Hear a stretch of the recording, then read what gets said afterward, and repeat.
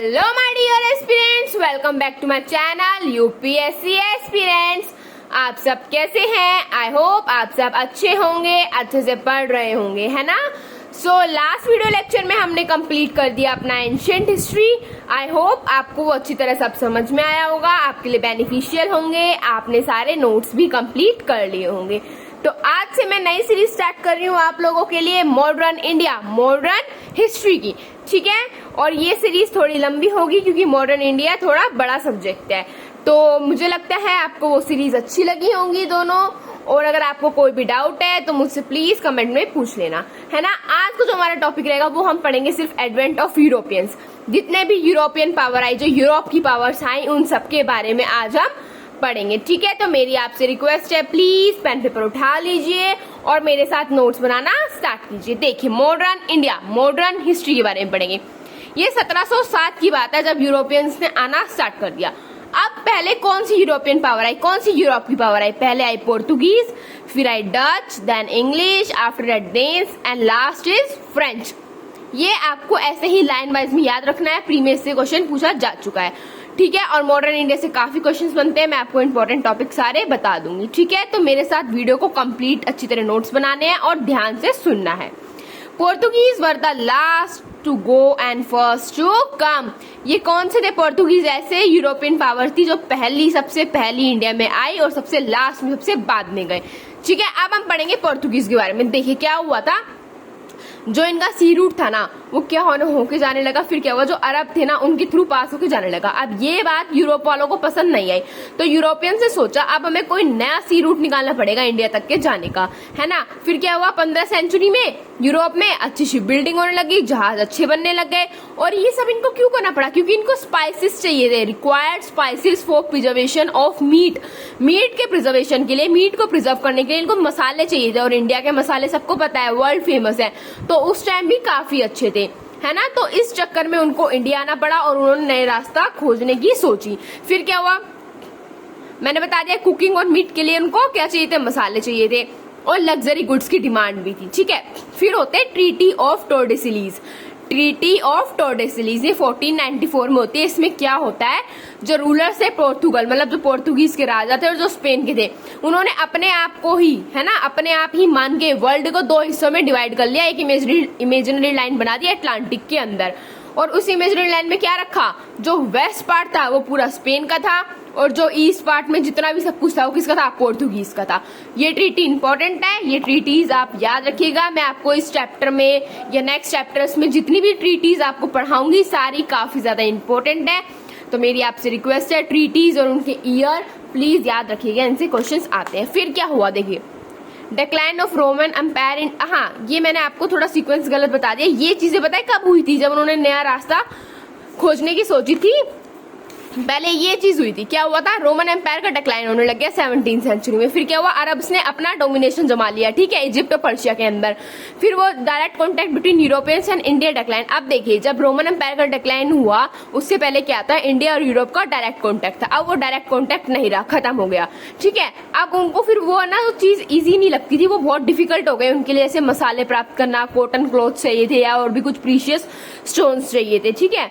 फिर क्या हुआ, फिर ऑटोमन टर्क्स, ये जो है कॉन्स्टेंटिनोपल, इसका भी डिक्लाइन हो गया, और कौन आ गए इनकी जगह? ओटोमन टर्क्स आ गए थे।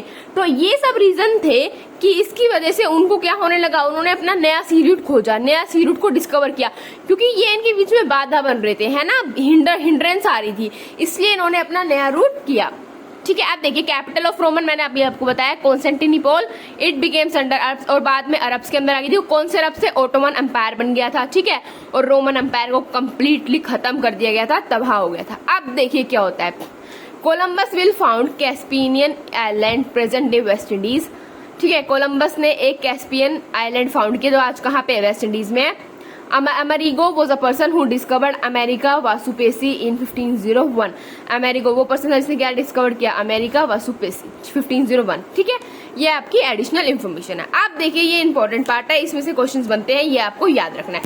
देखिए क्या है, अब्दुल मस्जिद ऑफ गुजरात, इन्होंने क्या किया, इन्होंने वेस्को डी गामा को हेल्प करी इंडिया तक आने के लिए, और कहाँ पे, केरला तक आने के लिए।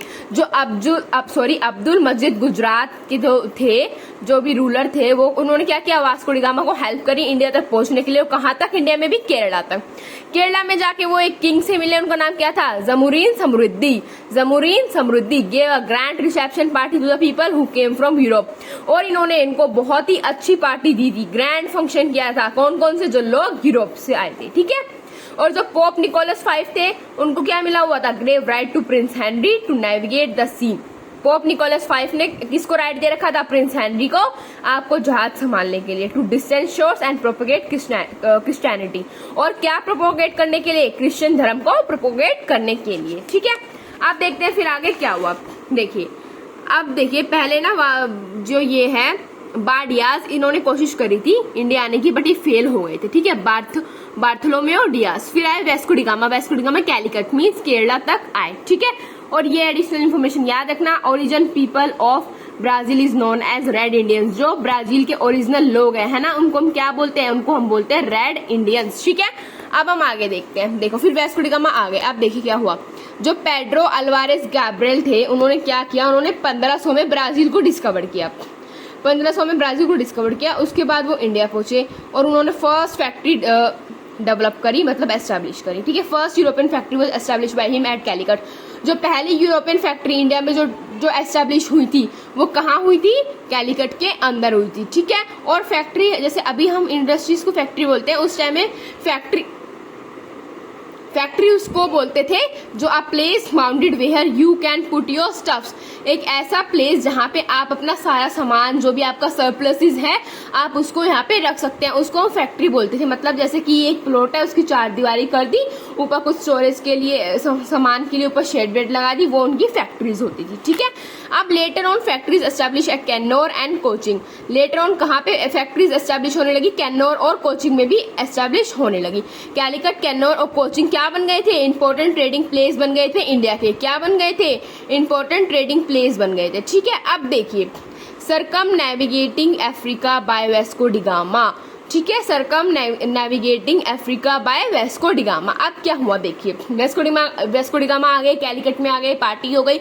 उसके बाद क्या किया, जो राजा थे पोर्तुगीज के राजा थे, उन्होंने एक पर्सन अपॉइंट किया एज अ गवर्नर। क्या किया, as a governor person appoint किया इंडिया के अंदर। उसका क्या नाम था, फ्रांसिस्को डी अल्मीडा। इधर से बहुत क्वेश्चंस बनते हैं, बहुत इंपॉर्टेंट है, ध्यान से सुनिएगा। पहले गवर्नर जो आए थे वो थे फ्रांसिस्को डी अल्मीडा। कब आए थे, 1505 में। उनको 2 इंपॉर्टेंट टारगेट्स दिए गए। कितने, 2 इंपॉर्टेंट। पहला, क्रिश्चियन धर्म को प्रोपोगेट कर दो, फैला सको जितना फैला सको तुम, ठीक है। और मुस्लिम ट्रेड को तबाह कर दो, डिस्ट्रॉय कर दो, ठीक है। मुस्लिम ट्रेड बचना ही नहीं चाहिए इंडिया के अंदर। फिर क्या हुआ, 1507 में तो ये हुआ। उसके एग्जैक्ट 2 साल बाद क्या हुआ, लड़ाई हुई, Portuguese versus combined army of Egypt and Gujarat, ठीक है। इसमें क्या हुआ, one the battle and son of Francisco was killed. जो आप देखिए, पोर्तुगीज अकेला था, इधर कौन था, इजिप्ट और गुजरात था, तो उसने पोर्तुगीज को हरा दिया और इसमें फ्रांसिस्को अल्मीडा का बेटा मारा गया। उसी के वेरी नेक्स्ट ईयर क्या हुआ, 1508 में Francisco crossed both the armies and revenge was taken by Almeida, ठीक है। क्या हुआ, इन्होंने बोथ आर्मी को हरा दिया, दोनों आर्मी को, और बदला लिया गया। और इसका क्या ड्रीम बन गया फिर अल्मीडा का, to make Portuguese master of Indian ocean में उनको मास्टर्स बना देना, कि कोई उनको हरा ही ना पाए। और इस पॉलिसी को क्या बोला जाने लगा, ब्लू वाटर पॉलिसी या फिर कार्टे सिस्टम। बहुत इंपॉर्टेंट है, फिर से बोल रही हूँ, ध्यान से सुन लीजिए। अल्मीडा का बेटा मर गया था। उसके बाद वेरी नेक्स्ट ईयर उन्होंने बदला लिया, उनको हरा दिया। और वो उन्होंने का क्या सपना था, क्या ड्रीम था, कि पोर्तुगीज को पानी के क्षेत्र में, मतलब जहाँ पे सी है, ओशन है, इंडियन ओशन है, मास्टर माइंड बना देना। इसी पॉलिसी को हम बोलते हैं ब्लू वाटर पॉलिसी या cartaz system. According to this policy a permission should be there for Portuguese to trade in Indian ocean. इसमें क्या था, इस पॉलिसी के अनुसार पोर्तुगीज से आपको परमिशन लेनी होगी अगर आपको कहाँ ट्रेड करना है, इंडियन ओशन में अगर आपको ट्रेड करना है तो, ठीक है। अब देखिए, Portuguese are the one who mounted guns over the ship. देखिए, पोर्तुगीज पहले इंसान थे जिन्होंने ऐसी शिप का आविष्कार किया था जिनके ऊपर गन्स भी थी, ठीक है। और ये किसने किया था, फ्रांसिस्को ने ही किया था। फिर क्या हुआ, 1509 में अनदर गवर्नर आया, एक और गवर्नर आया। वो कौन था, अल्फोंसो डी अल्बर्क्यू। अल्बर्क्यू को ही बोला जाता है real founder of Portuguese power in India. Real founder of Portuguese power in India. ये बहुत इंपॉर्टेंट है, इनका गवर्नर्स के नाम याद रखना। और रियल फाउंडर कौन था, बहुत बार इससे क्वेश्चन आ चुका है, मैं आपको बार बार बोल रही हूँ, आप नोट्स बनाइए और उनको बार बार रिवाइज करना। आप देखिए क्या हुआ, इन्होंने 1509 से 1515 तक रूल किया। इन्होंने क्या किया, इन्होंने ना एग्जिट और एंट्री पॉइंट्स पे अपना कंट्रोल कमा लिया, बाहर जाने का रास्ता और अंदर जाने का रास्ता फुल इनके कंट्रोल में था, ठीक है। और जो स्टेट ऑफ हॉर्मुज था, स्टेट ऑफ मलक्का था, वो भी कंप्लीटली इनके कंट्रोल में था। इन्होंने गोवा को कैप्चर किया, किससे, सुल्तान ऑफ बीजापुर से। कौन से थे, आदिल शाही डायनेस्टी में जो सुल्तान ऑफ बीजापुर थे उनसे गोवा को छीन लिया। और इन्होंने कौन सी पॉलिसी स्टार्ट कर दी, मैरिंग इंडियन गर्ल्स। कौन सी पॉलिसी, मैरिंग इंडियन गर्ल्स, ठीक है। और जो पोर्तुगीज थे क्या बन गए, दे बिकेम विलेज लैंडलॉर्ड्स। और धीरे धीरे क्या बनने लगे, विलेज लैंडलॉर्ड्स बनने लगे। और इन्होंने परमिट सिस्टम को भी इंट्रोड्यूस किया, ठीक है। मतलब कोई भी शिप दूसरी शिप जो इंडियन ओशन में आएगी उनको भी इन्होंने परमिट सिस्टम दे दिया, अगर इनकी मर्जी होगी तो ही ये आएगी वरना नहीं आएगी, ठीक है। इनका शासन हुआ कंप्लीट। अब आए नए गवर्नर, हमारा उनका नाम है नीनो दी गुन्हा। नीनो दी गुन्हा ये 1529 में आए थे। इन्होंने क्या किया, देखिए, जो पोर्तुगीज की जो कैपिटल थी इन्होंने शिफ्ट कर दिया, कहाँ पे, गोवा में। Shifted Portuguese capital to Goa. Treaty of Bassein sign करी इन्होंने 1534 में। उसके अंदर क्या था, Bassein was giving from Bahadur Shah to Portuguese.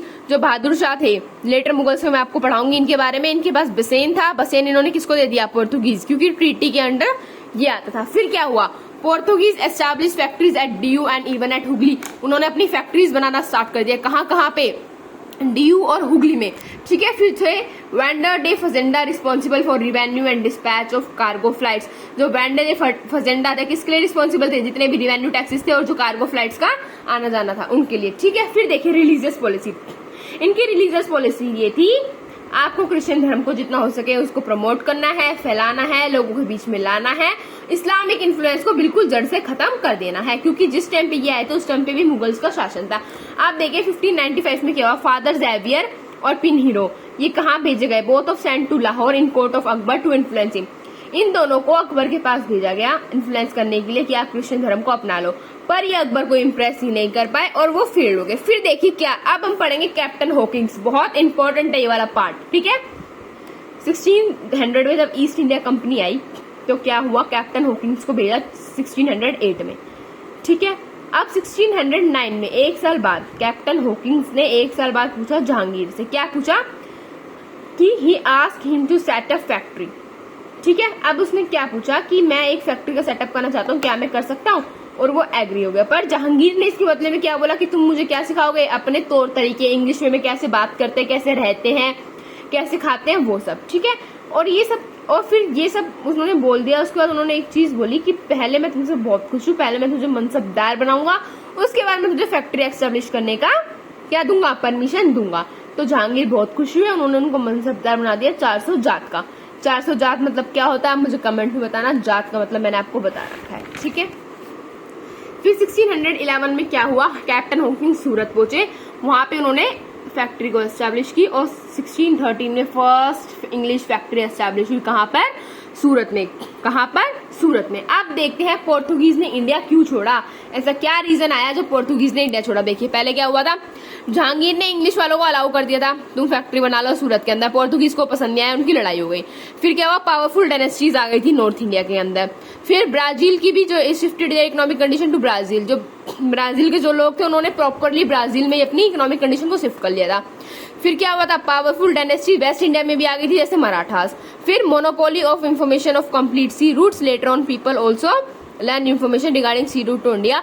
देखिए इन्फॉर्मेशन शेयर होने लगी इधर से उधर सी रूट्स के बारे में, और धीरे धीरे बहुत से लोगों को सी रूट के बारे में सारी जानकारी मिल गई। ये रीजन भी था उनका इंडिया छोड़ने का। फिर क्या था, religious policy of Portuguese as well as their piracy policy attracted animosity from the India, ठीक है। अब उसमें एनिमीज भी बहुत ज्यादा आने लगे थे इनके, ठीक है, इंडिया से, उनके उधर कहाँ पे, पोर्तुगीज में, और उनकी पायरेसी पॉलिसी में भी वो लोग अट्रैक्ट हो रहे थे और एनिमी बढ़ रहे थे, ठीक है। इस कारण भी उन्होंने उनको छोड़ना पड़ा। अब देखिए हम पढ़ते हैं आर्म्ड फोर्स। इन्होंने क्या सिस्टम स्टार्ट किया था, ड्रिल का सिस्टम स्टार्ट किया था। किसने किया था, पोर्तुगीज ने। ये जो मैं पेज पढ़ाऊंगी बहुत इंपॉर्टेंट है, बहुत क्वेश्चंस बनते हैं। Mounting of gun over ship, ये मैंने आपको बताया था अभी, किसने स्टार्ट किया था, इसका आप मुझे नाम कमेंट में बताना। चर्चिज भी सबसे ज्यादा जो चर्च थे ना वो किसने बनवाए, पोर्तुगीज में। गोवा में जितने भी चर्च है ऑलमोस्ट, जो भी पुराने चर्च है वो सारे पोर्तुगीज के द्वारा बनवाए गए हैं। The art of gold Smith and silver Smith in Goa also flourished. जो ये सुनार का काम है ये भी गोवा में किसने फ्लरिश किया था, पोर्तुगीज ने। और इंपॉर्टेंट एग्रीकल्चर क्रॉप्स उगाई गई थी जैसे ग्राउंडनट, मूंगफली, चिली और टोबैको और मिर्ची। ये बहुत इंपॉर्टेंट क्वेश्चन है, ये मैंने आपको पूरा कंप्लीट करवा दिया है पोर्तुगीज के बारे में। आई होप आपको ये सारा अच्छी तरह समझ में आया होगा। मेरी आपसे रिक्वेस्ट है इसको अच्छी तरह याद कर लीजिएगा क्योंकि प्री में बहुत क्वेश्चंस बनते हैं। अब हम पढ़ेंगे डच के बारे में, डच कैसे आए और उन्होंने क्या क्या किया। देखिए 1602 में क्या हुआ, 1602 में डच ईस्ट इंडिया कंपनी बनाई गई। 1605 में इंडिया आए और उन्होंने अपना पहला सेटलमेंट कहाँ पे बनाया, मसूलीपट्टनम में। कहाँ पे बनाया, मसूलीपट्टनम में। कहाँ पे बनाया, मसूलीपट्टनम में बनाया। फिर क्या हुआ, 1609 में ट्रेडिंग फैक्ट्री कहाँ पे हुई, पुलिकट में हुई। ट्रेडिंग फैक्ट्री कहाँ पे हुई, पुलिकट में हुई। फिर over the years they establish factory, ठीक है, कुछ सालों में उन्होंने कहाँ पे फैक्ट्री बनाना स्टार्ट कर दिया, सूरत, कासिम, कराईकल, बलासुर, बाजार। ठीक है, कासिम बाजार है ये और कराईकल और बलासुर। फिर 1659 में उन्होंने क्या किया, captured Nagapattinam from English, English से नागापट्टनम अपने अंडर में ले लिया। अब इनके ट्रेड्स कैसे होते थे, जो इंडिगो था वो उनको मिलता था यमुना वैली और सेंट्रल इंडिया से, टेक्सटाइल बंगाल, गुजरात, कोरोमंडल से, ओपियम और राइस गंगा वैली से। ये बहुत इंपॉर्टेंट है, याद रखना। और ये मसूलीपट्टनम वाला क्वेश्चन भी बहुत बनता है, याद रखना, ठीक है। Not interested in empire building in India, और उनको इंटरेस्ट नहीं था राजवाज करने का इंडिया के अंदर, ठीक है। फिर क्या हुआ, EIC वर्सेस डिच EIC हुआ। वो start fighting through royal families हुआ फ्रेंड्स, ठीक है। इन्होंने लड़ाई करना स्टार्ट करी, जबकि जो इनकी रॉयल फैमिली थी वो क्या थी, बहुत अच्छी दोस्त थी। 1667 में एक ट्रीटी हुई, ट्रीटी वो sign between Dutch and English. इसमें क्या डिसाइड किया गया, Dutch will not be doing political expansion in India and English will not doing same in Indonesia. Dutch India में अपना पॉलिटिकल एक्सपेंशन नहीं करेगा, राज्य नहीं करेगा, और इंग्लिश कहाँ नहीं करेगा, इंडो एशिया में नहीं करेगा। ये ट्रीटी बहुत इंपॉर्टेंट है, मैं फिर से याद दिला रही हूँ, नाम और ट्रीटी प्लीज याद रखिएगा। बैटल ऑफ बेदरा वेरी वेरी इंपॉर्टेंट। 1759 में क्या हुआ, east India company will be defeating, ठीक है। ईस्ट इंडिया कंपनी ने, इंग्लिश ने डच को हरा दिया और डच ने अपने सारे अधिकार खो दिए ट्रेडिंग के अंदर, ठीक है। डच ने अपने सारे अधिकार खो दिए ट्रेडिंग के अंदर। अब देखिए मैं आपको इसमें शॉर्ट में बताती क्या हुआ। 1602 में डच आए, ठीक है। 1605 में पहला सेटलमेंट बना, इंडिया में कहाँ पे बना मुझे कमेंट में बताना। 1609 में ट्रेडिंग फैक्ट्री बनी पुलिकट में। 59 में इन्होंने नागापट्टनम कैप्चर कर लिया। 67 में ट्रीटी साइन हुई, ठीक है। और 59 में क्या हुआ, बैटल ऑफ बेदरा, किसके बीच में, इंग्लिश और डच के बीच में हुआ था। अब देखिए मैं पोर्तुगीज का भी आपको ऐसे एक बार बता देती हूँ, है ना। देखो क्या हुआ, पहले ट्रीटी ऑफ टोरडेसलीज हुई थी 1494 में। 1507 में वॉर हुआ अल्मीडा, गुजरात और इजिप्ट के बीच में, जिसमें अल्मीडा हार गया। 1508 में अल्मीडा जीत गया। फिर ट्रीटी ऑफ बसेन हुई 1534 में। 1600 में ईस्ट इंडिया कंपनी आ गई थी, ठीक है। 8 में हॉकिंग्स आए। 1611 में क्या हुआ, वो उन्होंने सूरत पहुंचा। 13 में उन्होंने फैक्ट्री एस्टैब्लिश करी। ये है समराइज फॉर्म ऑफ पोर्तुगीज और वो थी समराइज फॉर्म ऑफ डच।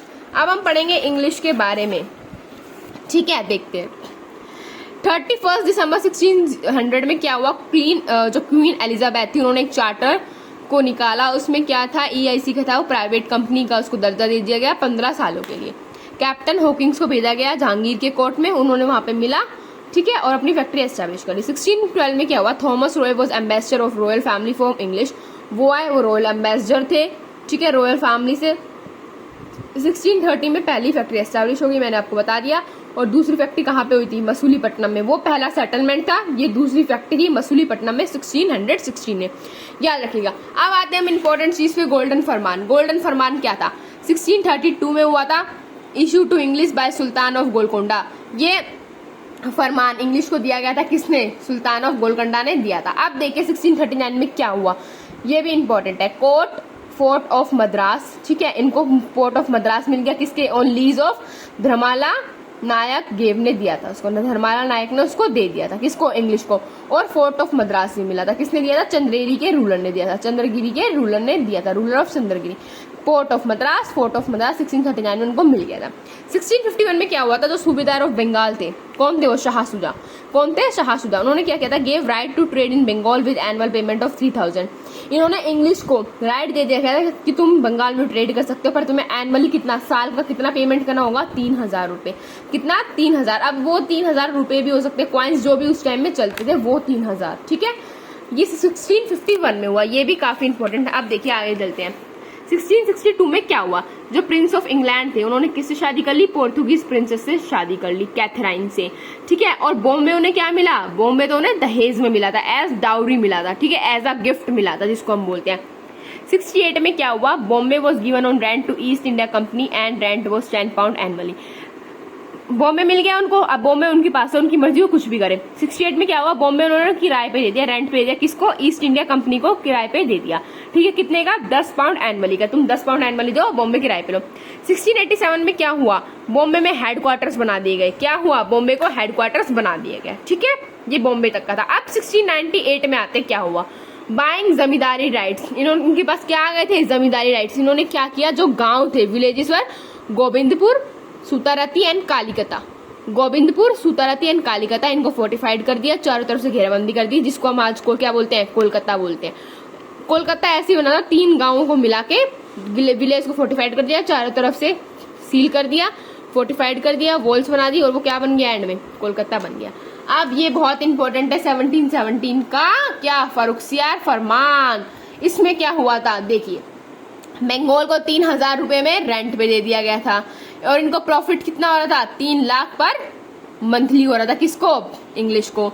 फिर हुआ था, इनको एक राइट मिला था, right to issue Dastak for transportation of goods, ठीक है, इनको एक पास दिया जाता था कि जो भी आपको मतलब आपका जितना भी ट्रांसपोर्ट करोगे उस पर टैक्सेस नहीं लगेंगे। पर इन्होंने क्या किया, इन्होंने बाद में ना उन्हीं दस्तक का ना मिसयूज करना स्टार्ट कर दिया, और उन्होंने अपने खुद के दस्तक बना लिया। अब क्या करते थे वो, उसके बाद वो क्या करते थे, इंडिया वालों से तो टैक्स लेते थे, ठीक है, और जो अपने लोग होते थे उनसे टैक्स नहीं लेते थे। दस्तक इसलिए बनाया जाता था, पहले लिमिटेड था कि कुछ लोगों को फायदा हो सके, जिनको ज्यादा टैक्सेस लगते हैं उनको टैक्सेस नहीं देने पड़े।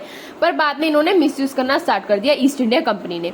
East India was exempted from all levy in Surat on annual payment of 10,000 पे सूरत को भी दे दिया गया।